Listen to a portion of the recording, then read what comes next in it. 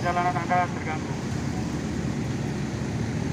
Perjalanan Anda terganggu hanya beberapa menit ke depan, ya. Tapi kalau kami tidak melakukan aksi saat ini, perjalanan kita akan terganggu 1 tahun, 2 tahun, 10 tahun, 20 tahun, bahkan sampai selama Republik ini masih ada. Jadi sekali lagi mohon maaf kalau hanya terganggu 1-2 jam atau beberapa menit. Sekali lagi sabar dulu. Kami mau menyampaikan kenapa kami turun beraksi hari ini. Ini wajah-wajah yang tidak asing, ya. Ini wartawan. Kalau pernah Bapak Ibu melihat kawan-kawan ini di jalan, kami ini wartawan. Kalau biasanya kami yang meliput aksi-aksi unjuk rasa, demonstrasi, kali ini justru kami yang melakukan unjuk rasa.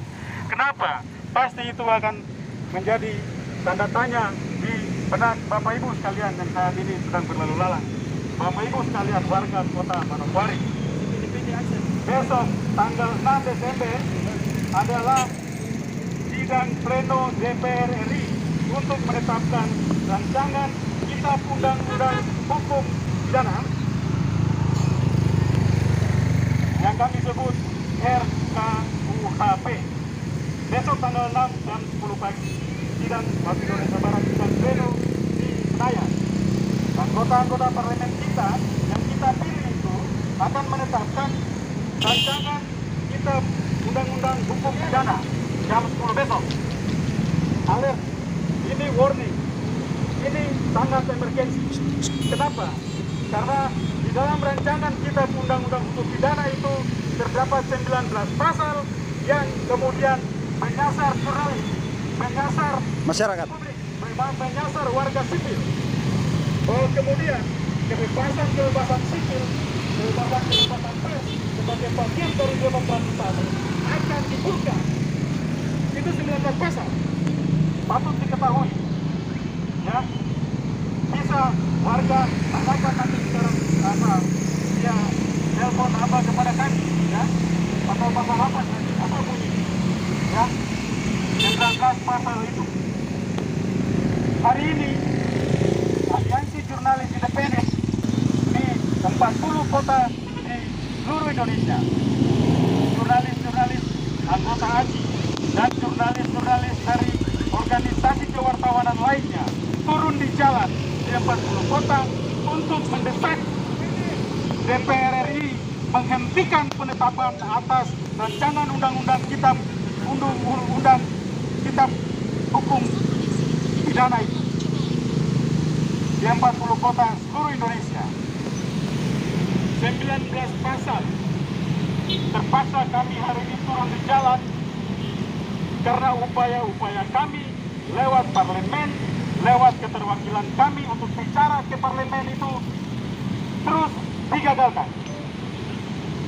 Protes kami yang pertama, kemudian ya setelah rancangan undang-undang ini diluncurkan sekitar 1 tahun lalu, baru pada 4 Juli, tanggal 4 Juli 2022 itu terjadi perubahan.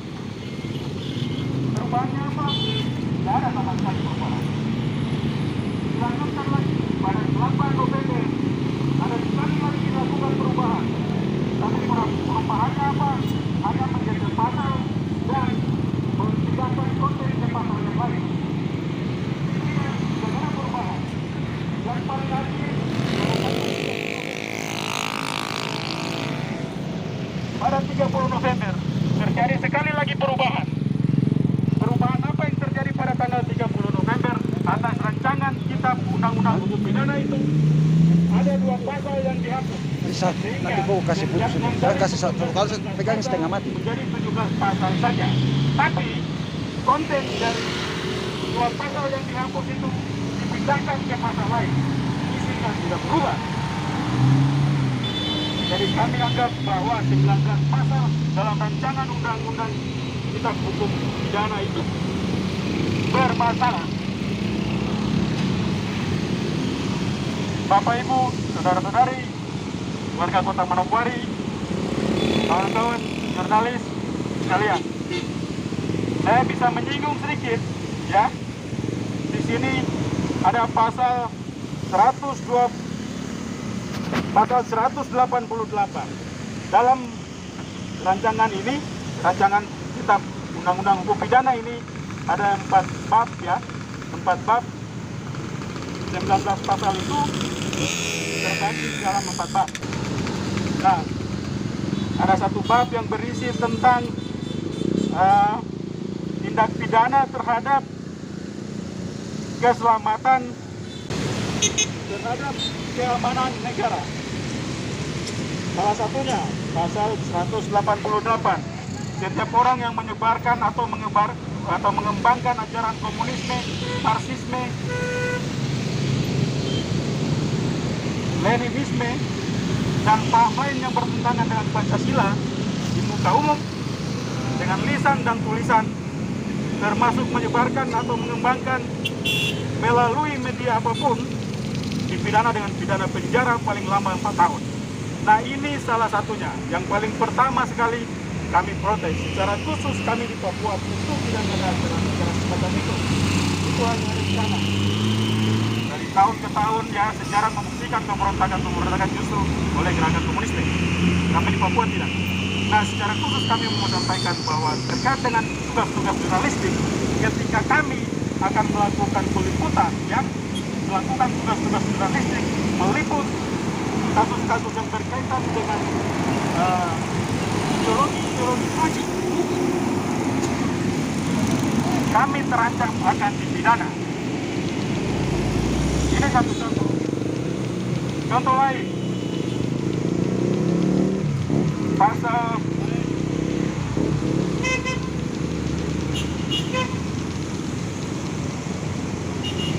218. Setiap orang yang di muka umum menyerang kehormatan atau harkat dan martabat diri presiden dan wakil presiden dipidana dengan pidana penjara paling lama 3 tahun atau pidana denda paling banyak menurut kategori dalam hukum kita. Nah, apakah selama ini orang-orang yang melakukan penghinaan terhadap presiden dan wakil presiden tidak ditangkap? Mereka sudah ditangkap. Terus kenapa ada pasal semacam ini lagi di dalam rancangan kitab Undang-Undang Hukum Pidana yang baru mau diterapkan besok? Ya, jadi kalau sudah biasa ditangkap, kenapa menggunakan pasal-pasal ini? Ternyata setelah kami telusuri, ini bermaksud untuk menyasar jurnalistik, menyasar wartawan, menyasar jurnalis, menyasar kerja-kerja kita, kerja-kerja jurnalistik. Bahwa ini kemudian lebih banyak terjadi di media sosial dibandingkan terjadi di dunia pers. Dalam karya-karya jurnalistik tidak ada yang melakukan penghinaan. Tapi kemudian pasal berikutnya yang kemudian menyebutkan jika kemudian jurnalis merekam dan menyebarluaskan rekaman yang berkaitan dengan presiden dan wakil presiden, itu juga terancam dipidana. Begitu juga jika dugaan-dugaan itu atau tuduhan-tuduhan itu terjadi terhadap gubernur, bupati, camat, kepala kampung, ya, pejabat-pejabat lain, kepala dinas, itu langsung dipidana dengan pasal-pasal yang ada ini. Persis di sinilah kenapa kami harus melakukan protes. Kalau kemudian undang-undang ini menjadi pegangan yang kuat untuk menghentikan tugas-tugas jurnalis, melakukan kontrol sosial, melakukan kontrol publik. Undang-undang ini. Jadi memang harus ditunda, sekurang-kurangnya ditunda, atau diatur sama sekali ditunda untuk dihapus sama sekali yang namanya 19 pasal atau 17 pasal itu. Bapak Ibu punya wakil rakyat yang ada di Senayan sana itu kemudian besok pusat. Jangan kira hanya jurnalis yang nanti kena, ya. Semua bisa kena, ya. Karena dalam pasal-pasal undang-undang ini juga rancangan perubahannya ini juga terdapat ancaman yang sama terhadap kelompok sipil yang Ada mikir ke?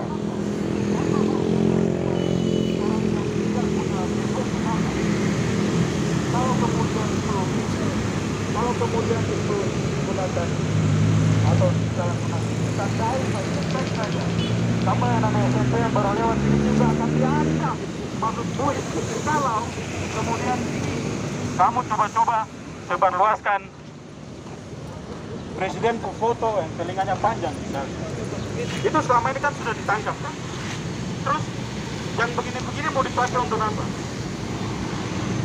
Ini dipakai untuk mengancam kebebasan pers, ya, mengancam kebebasan ekspresi, mengancam kebebasan sipil lain. Baik, Bapak Ibu, berikut kita akan segera menutup unjuk rasa kita ini, Pihak kepolisian. bahwa sebentar lagi kami akan menyampaikan poin penting yang menjadi tuntutan kami. Bapak Ibu, mohon maaf tentang perjalanan adik-adik anggota Kasih. dari Polres Manokwari, dari Kodam, kami sampaikan terima kasih juga kawan-kawan intelijen meliput berita. Terima kasih sudah monitor kegiatan kami.